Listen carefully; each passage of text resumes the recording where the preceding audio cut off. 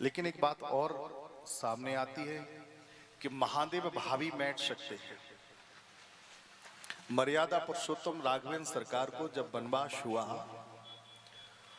और उस समय जब मैया कैकेयी ने वरदान मांगे अयोध्या के राजा दशरथ जी महाराज से, 14 वर्ष राम वनवासी, राम जी को 14 वर्ष का वनवास दे दो और भरत जी के लिए राजगद्दी दे दो। जब 2 वरदान मांगे तो दशरथ जी महाराज की क्या स्थिति होगी पता? जैसे किसी हरे भरे वृक्ष को किसी ने जड़ से काट दिया हो। कोई हरा भरा वृक्ष हो और वो सूख गया हो, मुरझा गया हो, ऐसी स्थिति हो गई।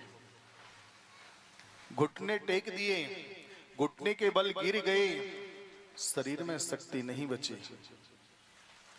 गला रुंध गया, बोलने लायक नहीं बचे, हाथ जोड़ रहे थे, गिड़गिड़ा रहे थे, जो तू चाहे सो मैं करने को तैयार हूं, पर तू एक काम कर, भगवान को वनवास मत दो, राम को वन मत भेजो।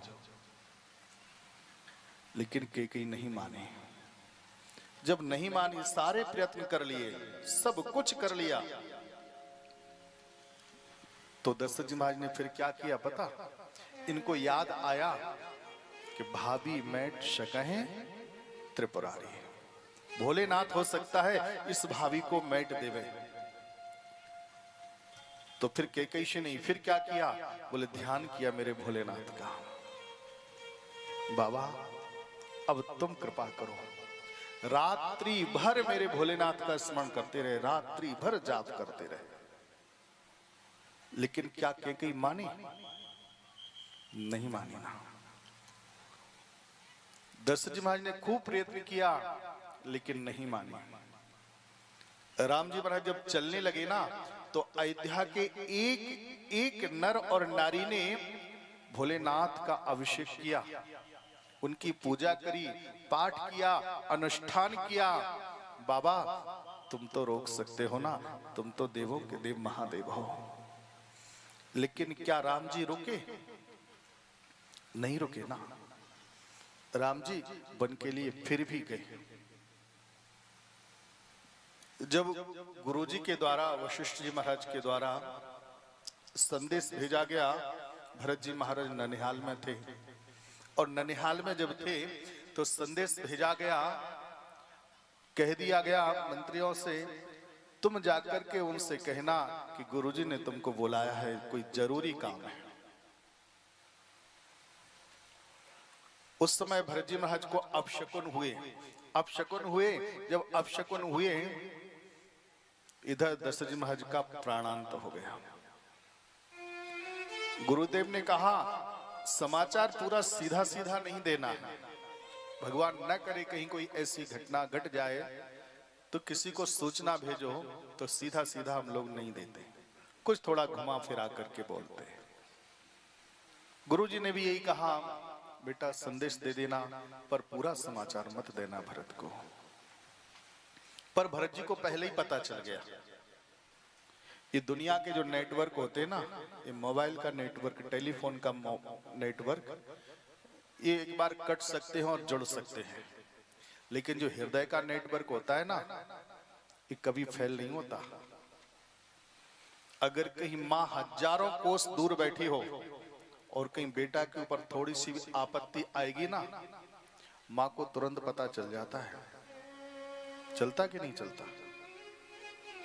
भगवान न करे कहीं कोई अनहोनी कहीं दूर घट जाए तो तुरंत आभास हो जाता। अच्छा हो जाए तो भी पता चल जाता और बुरा हो जाए तो भी पता चल जाता है, क्योंकि ये हृदय का नेटवर्क है।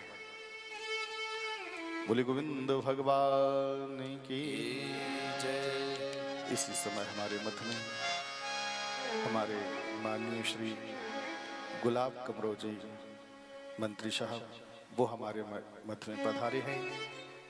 हमारे सिद्ध बाबा सेवा समिति एवं सभी भक्तों की ओर से उनका हार्दिक स्वागत और अभिनंदन है। एक बार ताली बजा करके उनका स्वागत करेंगे।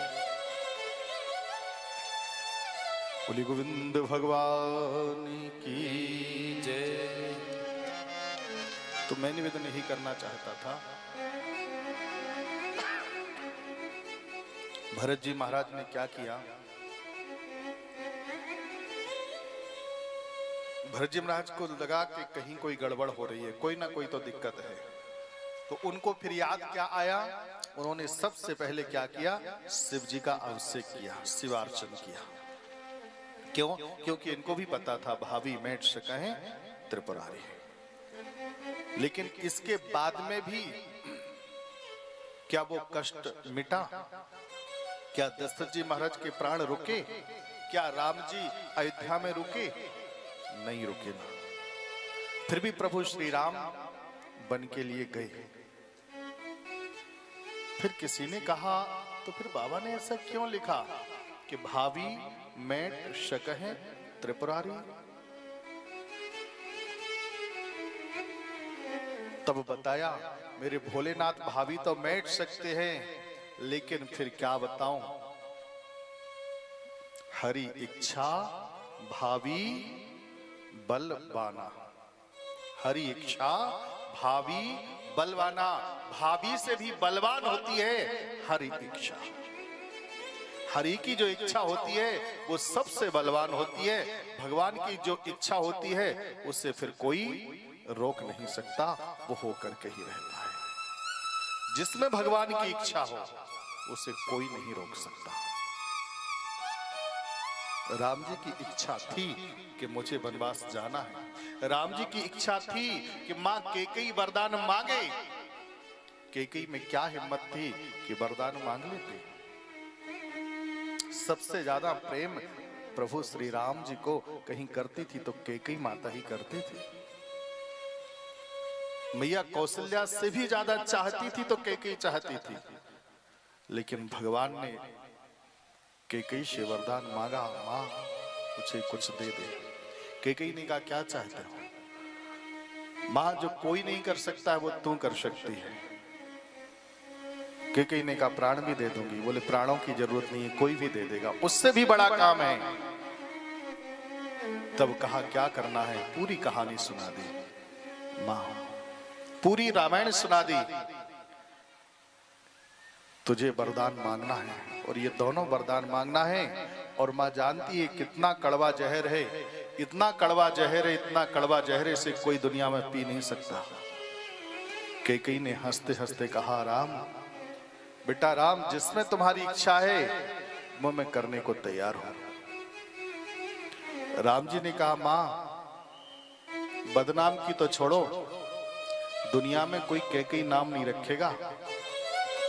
आज सारे नाम रखते पर कैकेयी कोई नाम नहीं रखता। कैकेयी ने कहा, प्रभु राम बेटा राम, अगर कहीं तुम्हारे लिए मुझे कुछ भी करना पड़े, मुझे बहुत छोटा है। वो जहर जो कोई नहीं पी पाया, प्रभु की इच्छा से मैया कैकेयी ने पिया। इतना बड़ा त्याग था।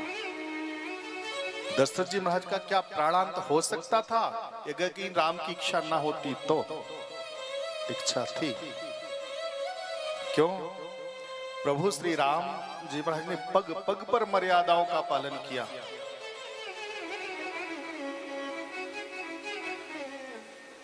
अगर कहीं दशरथ जी महाराज को जो शाप लगा हुआ था,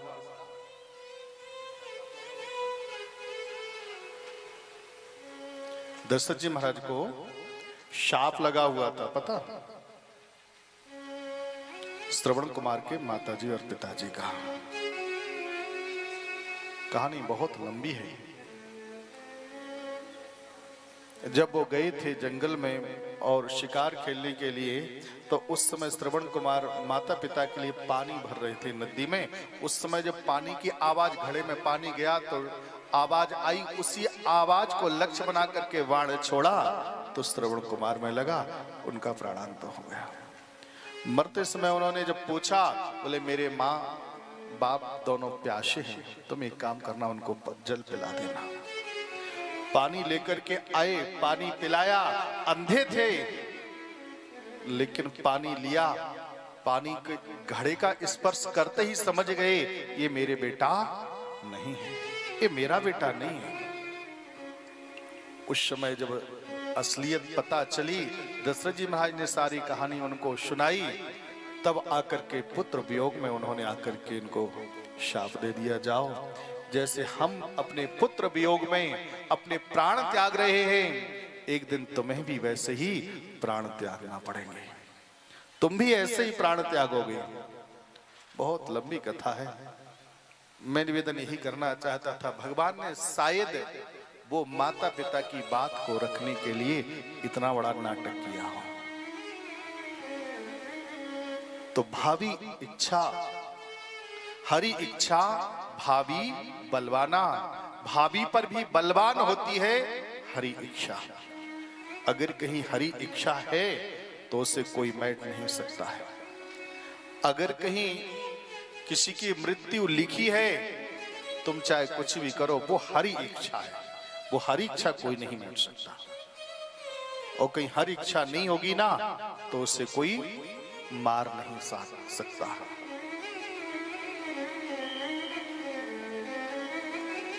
तो मैं निवेदन यही करना चाहता था, कर्म प्रधान विश्व रच राखा, कर्म के ऊपर हमेशा ध्यान रखो, कर्म हमारा ना बिगड़ने पाए।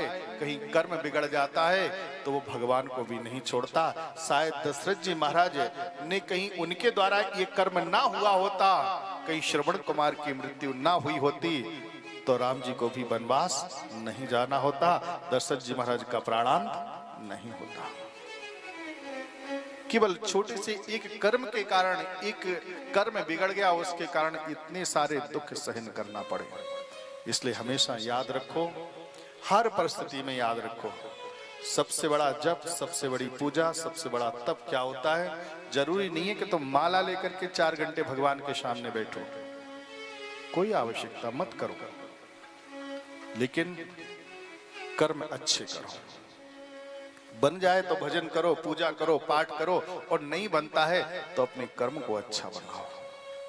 हर परिस्थिति में तुम जिस लायक हो, जैसी तुम्हारी परिस्थिति हो, उस परिस्थिति में रह करके तुम्हारे द्वारा किसी को कष्ट नहीं पहुंचना चाहिए।